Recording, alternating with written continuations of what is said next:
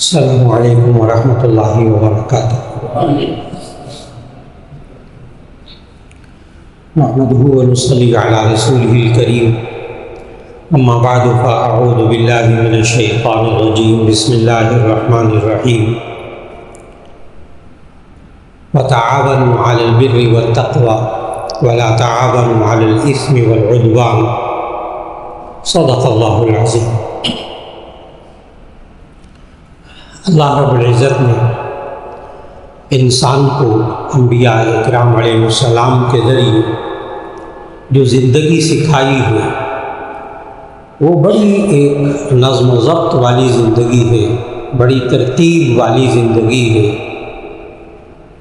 اور پورے قرآن مجید میں اللہ تعالیٰ نے انسان کو جو عبادتیں عطا فرمائیں، جو فرض عبادتیں اللہ نے انسان کے ذمہ رکھی، اس کے ذریعے بھی انسان کے اندر ایک ڈسپلن پیدا کیا، ایک ترتیب پیدا کی، ایک نظم پیدا کیا،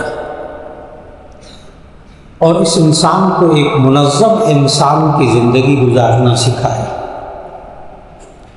آج جب انسان اپنی زندگی کو بے ترتیبی سے گزارتا ہے، نہ سونے کا وقت مقرر، نہ کھانے کا وقت مقرر، نہ آرام کا وقت مقرر، اور یہی چیز پھر اگلی نسل میں آتی ہے، گھر میں بچے اور بچیوں کے اندر یہ چیز آتی ہے کہ جب وہ گھر کے اندر سونے کا نظم نہیں، کھانے کا کوئی ترتیب نہیں، اور اسی طرح نہ کھیلنے کی ترتیب، نہ آرام کی ترتیب،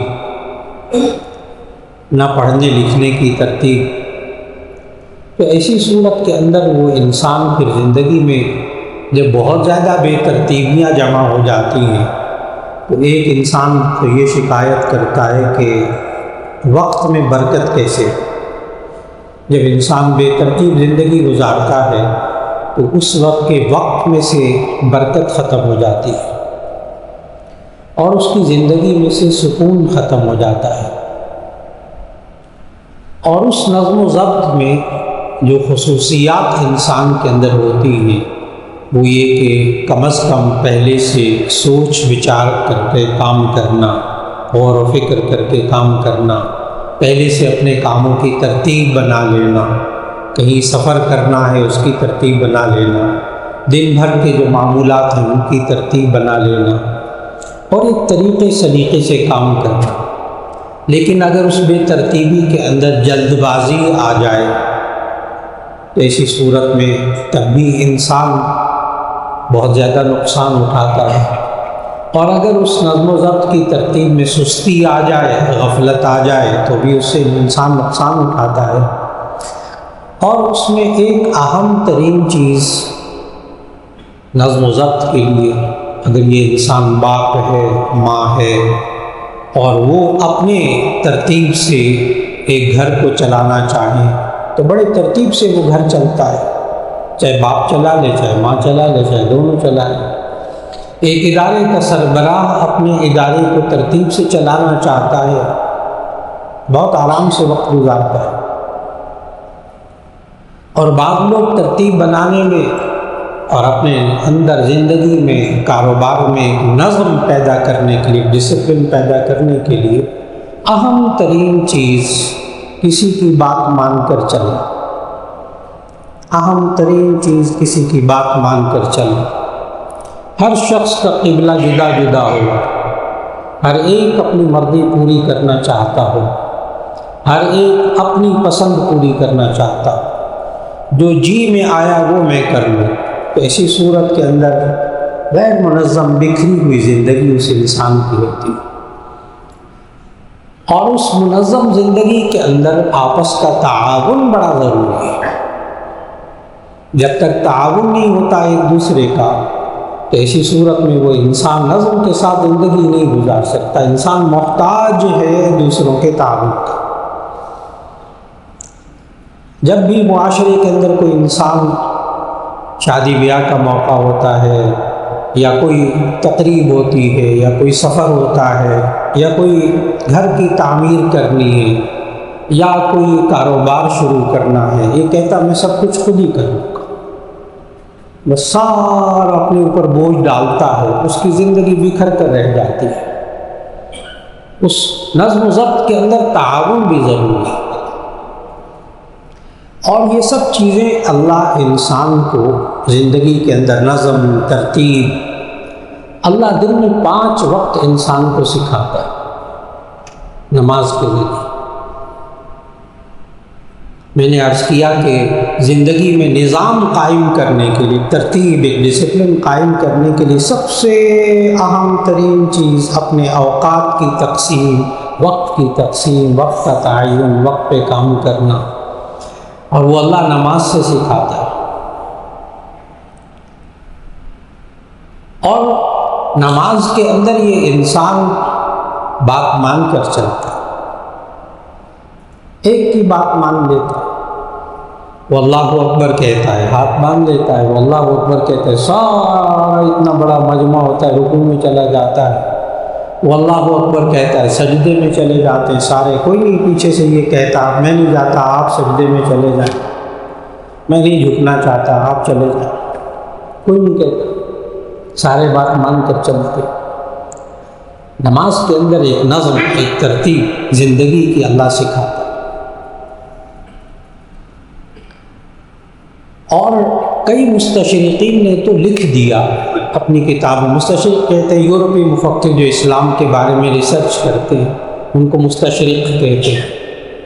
تو کئی ایک مستشرقین نے لکھا اپنی کتابوں کے اندر کہ مسلمان جو یہ 5 وقت نماز پڑھتا ہے نا مسجد میں، اور جس طرح نظم ترتیب کے ساتھ، ڈسپلن کے ساتھ ایک بندے کی بات کو مان کر سارے چلتے ہیں، اگر یہ مسلمان مسجد سے باہر نکل کر بھی اسی طرح زندگی گزارنے لگ جائیں، کسی کی بات مان کر زندگی گزارنے لگ جائیں، تو یہ دنیا کی مضبوط ترین قوم ہو جائے، مضبوط ترین قوم۔ اور آج بھی جتنی قومیں مضبوط ہیں، چاہے ان کے اندر کتنی خرابیاں ہیں، کتنی گناہ کی باتیں ہیں، لیکن ان کے اندر جب خیر آتی ہے تو انہوں نے اپنے آپ کو ایک نظم میں ڈھال لیا، ایک ترتیب میں ڈھال لیا۔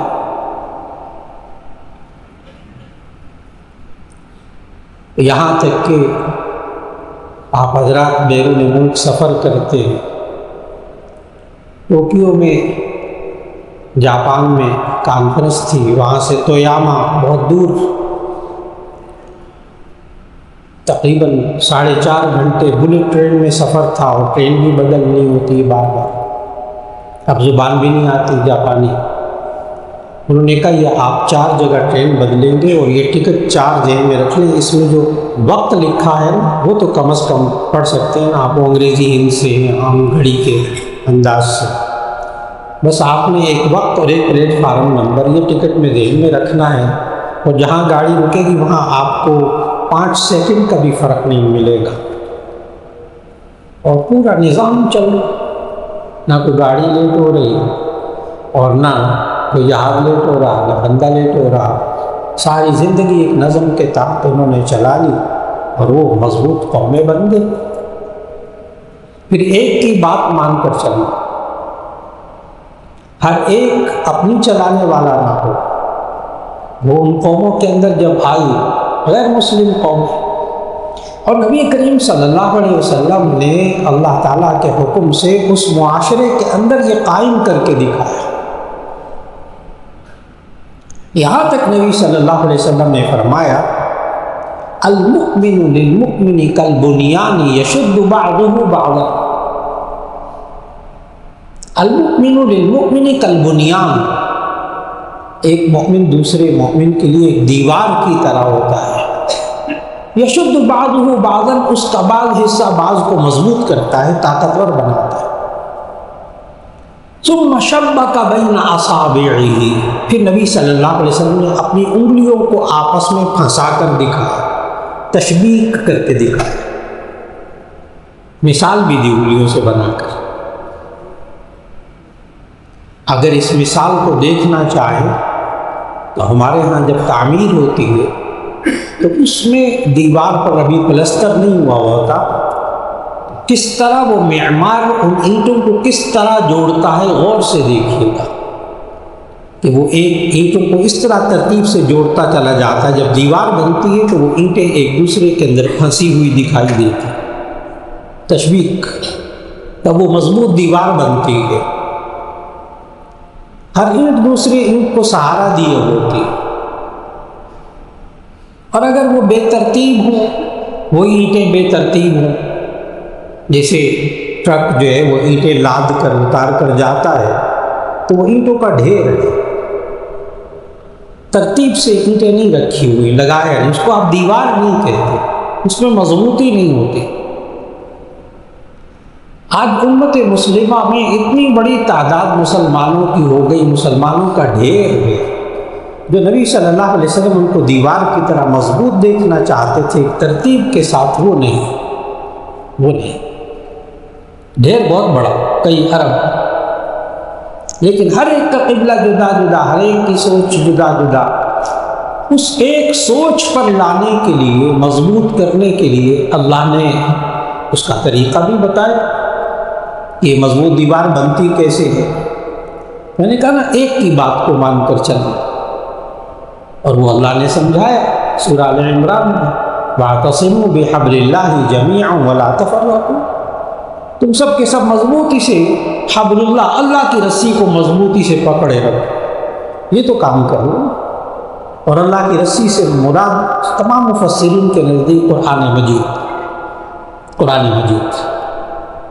وَاعْتَصِمُوا بِحَبْلِ اللَّهِ، اللہ کی رسی کو مضبوطی سے تھامے رکھو، وَلَا تَفَرَّقُوا، تم تفرقے میں الگ الگ مت ہو جاؤ۔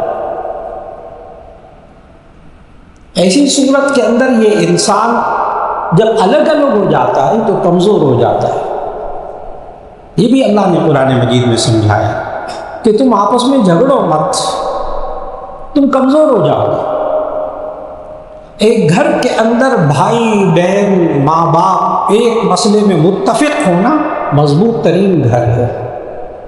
ایک ادارے کے اندر، ایک کاروبار کے اندر چند بھائی، چند افراد، چند دوست کام کرنے والے ایک دوسرے کے ساتھ تعاون کرنے والے ہوں، ایک دوسرے کو سہارا دینے والے ہوں، ایک دوسرے کے ساتھ جھگڑنے والے ہوں، وہ ادارہ بہت مضبوط، وہ کاروبار بہت مضبوط، وہ ملک بہت مضبوط، وہ قوم بڑی مضبوط۔ یہ بات اللہ نے سورہ انفال میں سمجھائی، وَلَا تَنَازَعُوا فَتَفْشَلُوا وَتَذْهَبَ رِيحُكُمْ، لا تنازعوا فتفشلوا، تم مت جھگڑو، تم شل ہو جاؤ گے، مفلوج ہو جاؤ گے، وَتَذْهَبَ رِيحُكُمْ، تمہاری ہوا بھی اکھڑ جائے گی، تم ثابت قدم نہیں رہو گے، اپنے پاؤں پر کھڑے بھی نہیں ہو سکتے، صرف جھگڑوں کی وجہ سے۔ میاں بیوی جھگڑ رہے ہیں، گھر کمزور ہو جائے گا، گھر کمزور ہو جائے گا۔ ماں باپ اور بچے آپس میں جھگڑ رہے ہوں، گھر کمزور ہو جائے گا۔ رشتہ دار آپس میں جھگڑ رہے ہوں، پورا خاندان کمزور ہو جائے گا۔ ادارے کے افراد آپس میں جھگڑ رہے ہوں، وہ بھی کمزور ہو جائے گا۔ آج وقت کی بہت بڑی ضرورت کہ انسان اپنے آپ کو چھوٹے سے چھوٹے یونٹ میں جہاں کہیں ہے، 5 6 7 8 10 افراد گھر کے اندر، ایک کاروبار کے اندر چند افراد، ایک ادارے کے اندر ایک افراد، ان کو ایک نظم میں لانے کی کوشش ہو، ہر ایک کا قبلہ جدا جدا نہ ہو، کچھ اصول طے کر لیا جائے کہ ان اصولوں پر تو کم از کم پختہ رہا جائے، اور پھر اس کو سوچ سمجھ کر کاموں کو انجام دینا، اس سے بھی انسان کی زندگی کے اندر نظم و ضبط پیدا ہوتا ہے۔ نبی کریم صلی اللہ علیہ وسلم کے پاس ایک وفد ملنے آیا، وفد بنی عبد القیس۔ ان کے جو امیر صاحب تھے ان کا نام تھا اشج عبد القیس، نام منذر تھا ان کا۔ تو یہ وفد آیا نبی صلی اللہ علیہ وسلم سے ملاقات کرنے کے لیے مدینہ شریف، سارے سواریوں سے اترے، آئے نبی صلی اللہ علیہ وسلم سے ملاقات کے لیے جانا ہے، ساروں نے جناب سواریاں چھوڑی، سامان وہاں چھوڑا، اور بس ایک دم سواریوں سے اتر کر نبی صلی اللہ علیہ وسلم کی خدمت میں، شوق، اپنا اپنا ذوق۔ خیر وہ سب سے ملاقات کر لی نبی صلی اللہ علیہ وسلم سے. وہ جو امیر صاحب تھے نا، منذر اشج عبد القیس، وہ جو جماعت کے امیر تھے، وہ اترنے کے بعد سارے سامان، سب لوگوں کے سامان کو ترتیب سے رکھا، سواریوں کو باندھا، اور پھر اس کے بعد نہا دھو کر کپڑے بدل کر صاف ستھرے پھر نبی صلی اللہ علیہ وسلم کی خدمت میں حاضر ہو گئے. اب وہ جو نبی صلی اللہ علیہ وسلم کی خدمت میں حاضر ہوئے تو نبی صلی اللہ علیہ وسلم نے ایک جملہ بولا ان کے، اب وہ سنانا چاہتا ہوں. دیکھیے گا نظم، ترتیب، ہر کام کو ترتیب سے کرنا. نبی صلی اللہ علیہ وسلم نے فرمایا امیر صاحب کو، ان فیک لخصلتین یحبہما اللہ، الحلم والانات.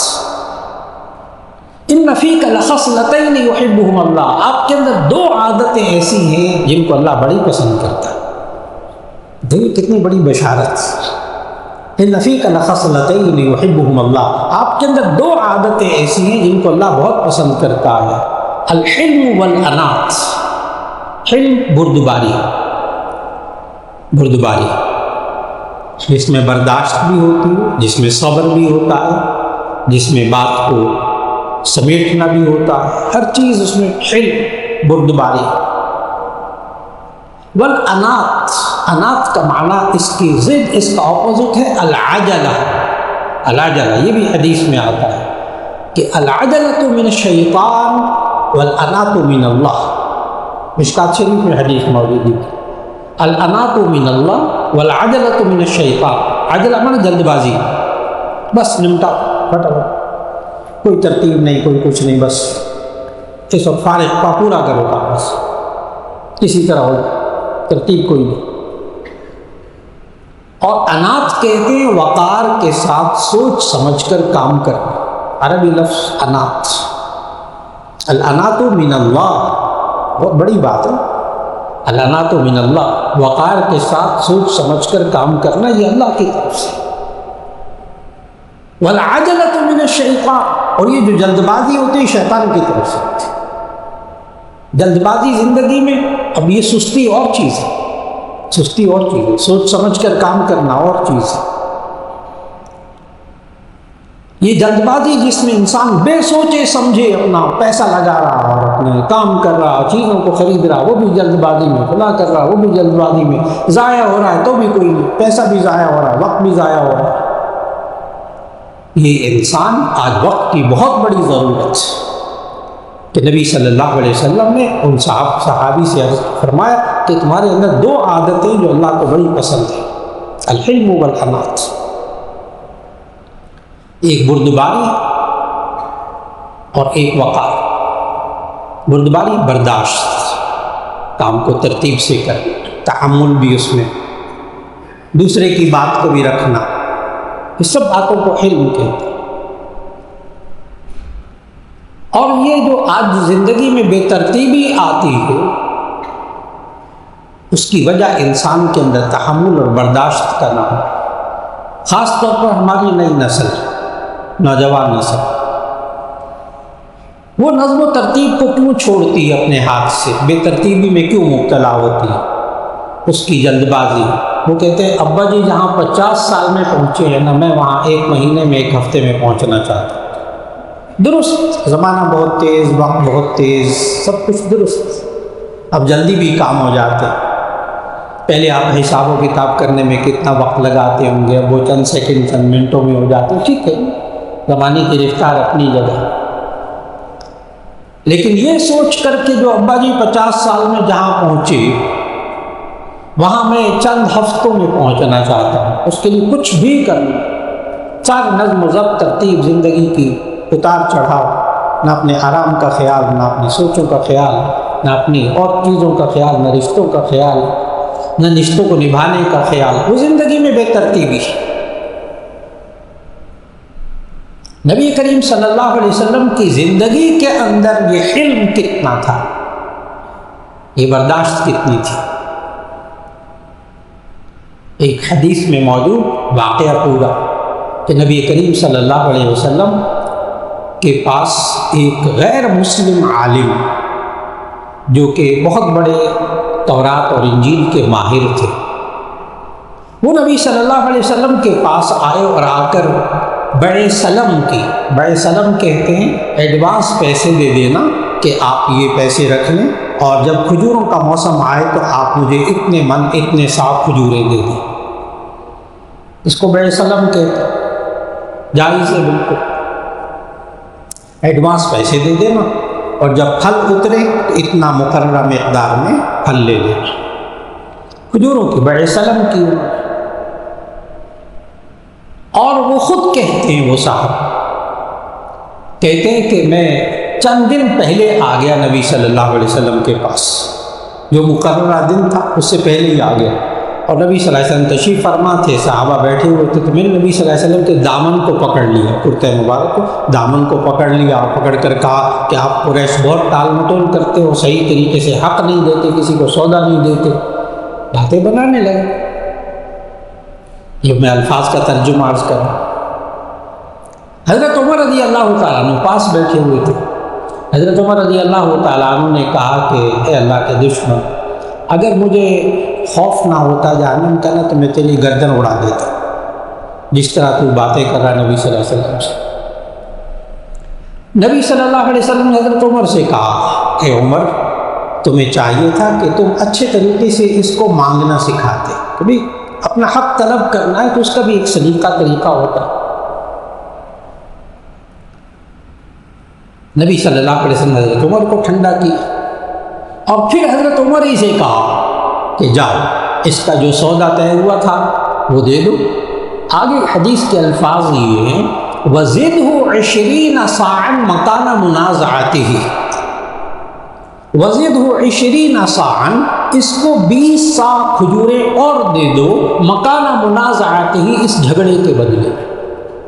اب جھگڑا بھی غور سے سنیں، زیادتی بھی اسی کی طرف سے تھی، زیادتی اسی کی طرف سے تھی، ابھی وہ وقت ہی نہیں آیا تھا کھجوریں دینے۔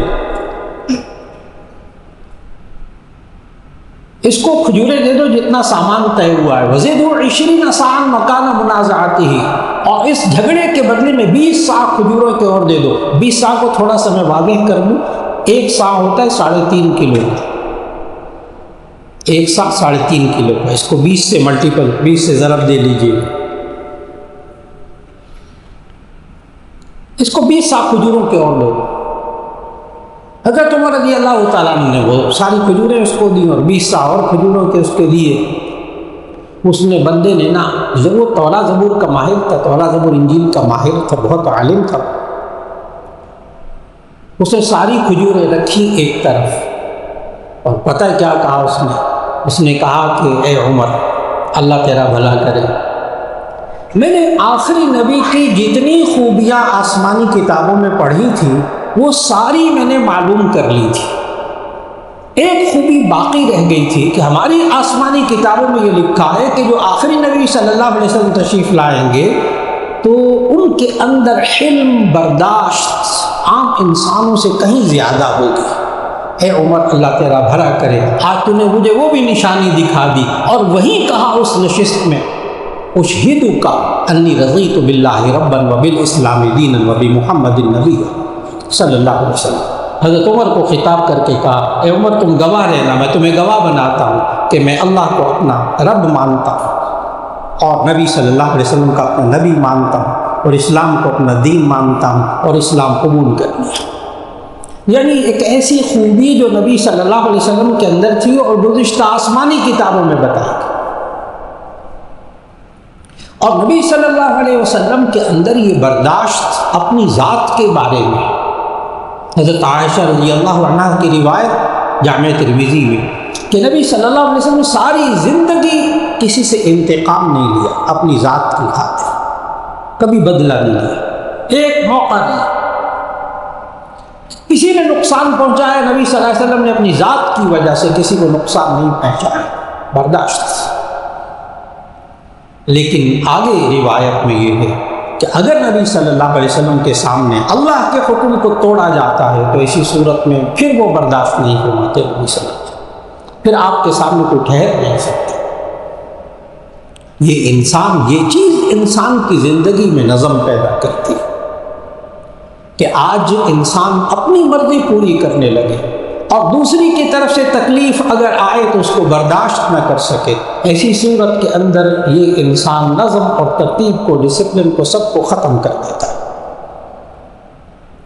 اور ایک اہم چیز دیکھیے، ہر گھر کے اندر، ہر انسان کے اندر دو حقیقی بہنیں ہوں، دو حقیقی بھائی ہوں، سوچیں مختلف ہوتی ہیں، رائے مختلف ہوتی ہے، سوچوں کا اختلاف، اس سے نظم و ضبط میں فرق نہیں آتا۔ 10 بندے ایک کاروبار میں لگے ہوئے، ہر ایک کی سوچ مختلف،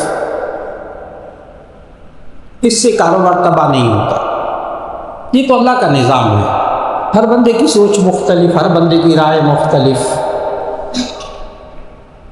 ہر بندے کا علم مختلف، ہر بندے کا تجربہ مختلف، اس کی وجہ سے اس کی سوچ اور رائے مختلف۔ اختلاف رائے، اختلاف مزاج سے گھروں کے اندر، کاروبار کے اندر، اداروں کے اندر نظم تباہ نہیں ہوتا، ہوتا رہے اختلاف۔ مشورے میں اختلاف آ گیا سامنے، کوئی مسئلہ نہیں، ہر ایک اپنی اپنی رائے بول رہا ہے مشورے کے اندر، بہت اچھا، یہ تو خیر کی بات۔ لیکن اس کے بعد جب طے ہو جائے ایک بات، پھر باہر نکل کر اس کی کوئی مخالفت نہیں کرے گا۔ حضرت عمر رضی اللہ تعالیٰ عنہ نے 10 لاکھ مربع میل سے زیادہ علاقے پر جو حکومت کی نا، وہاں بھی ان کی زندگی کے اندر ایک نظم تھا، نظم تھا، اور وہ نظم کیا کہ تھا؟ خلافت کا نظام، شورا کا نظام تھا۔ شورا کے نظام میں یہ ہوتا ہے، جمہوریت میں یہ ہوتا ہے، جمہوریت کا لفظی مطلب ہوتا ہے اکثریت، جو اکثریت جو بھی قسم کے انسان ہے وہ سارے جو رائے زیادہ دیں گے اس کے مطابق، اس کو جمہوریت کا لفظی مطلب ہوتا ہے اکثریت۔ اور خلافت کا مطلب یہ ہوتا ہے کہ مشورے کے لیے مخصوص لوگوں کو چنا جاتا ہے، ان کے علم کی وجہ سے، ان کے تقوی کی وجہ سے، ان کی مہارت و تجربے کی وجہ سے چنا جاتا ہے، سلیکٹ کیا جاتا ہے۔ وہ سلیکٹڈ لوگ ہوتے ہیں، ان کو جمع کر لیتے ہیں۔ حضرت عمر رضی اللہ تعالیٰ سے حکومت نظام چلائے، خلفائے راشدین کا سارا نظام ایسا تھا، لیکن میں خاص طور پر حضرت عمر رضی اللہ تعالیٰ کس طرح کنٹرول کیا ہوا تھا کہ ان کا فرمانا یہ تھا کہ شورا کے اندر ظاہر سینکڑوں لوگ ہوتے تھے، صحابہ بھی تھے، غیر صحابہ بھی تھے، عام لوگ بھی تھے، کاروباری لوگ بھی تھے، بہت بڑے بڑے کاروباری لوگ تھے بیچ۔ سب کو یہ کہا ہوا تھا کہ جب شورا کا اجلاس ہو رہا ہو تو ہر ایک کو بولنے کی اجازت ہے، ہر ایک اپنی رائے دے، دوسرے کے مخالفت میں ہو تو بھی رائے دے، رائے ضرور دے، لیکن پھر جب امیر مملکت، جب امیر فیصلہ کر لے گا، پھر اس کے بعد باہر جا کر کسی نے مخالفت کی تو اس کو سزا دی جائے گی، پھر سزا دی جائے گی۔ تو نہ حضرت عمر رضی اللہ تعالیٰ اس پر عمل کروائے، جو بولنا ہے شورا میں بولو، اجلاس میں آتے بولو، جتنی رائے دینی دو، اختلاف رائے سے کچھ نہیں ہوتا۔ آج زندگی کے اندر نظم و ضبط جو ختم ہوتا ہے وہ مخالفت کی وجہ سے، ایک ہے لفظ اختلاف، ایک ہے مخالفت۔ اگر میں اس کو آسان الفاظ میں، آسان مثال سے، کیوں تباہ ہوتے ہیں کاروبار، کیوں گھر تباہ ہوتے ہیں، کیوں رشتے تباہ ہوتے ہیں؟ جب زندگی میں نظم نہیں ہوتا اور مخالفت ہوتی ہے۔ مخالفت نظم و ضبط کے لیے زہر ہے، مخالفت نظم و ضبط کے لیے زہر ہے، اختلاف زہر نہیں ہے۔ اس کی میں مثال دینے لگا، بہت آسان سی مثال، تاکہ وہ اختلاف اور مخالفت میں فرق واضح ہو جائے۔ گھر میں ایک بھائی رہتے، 2 بھائی ہیں، بچے ہیں، ایک بھائی جو ہے نا وہ گوشت پسند کرتا ہے، جس دن سبزی پکتی وہ کھانا ہی نہیں کھاتا، بہت اچھا، کوئی حرج نہیں، چلتا رہتا ہے نظام، کچھ اور کر لے گا۔ دوسرا بھائی وہ سبزی کھاتا ہے، اس کو سبزی پسند ہے، وہ گوشت نہیں کھاتا، نہ کھائے، ایک مزاج ہے، گھر میں کوئی فساد نہیں ہوتا، ٹھیک ہے، اس کا کوئی متبادل وہ کر لے گا۔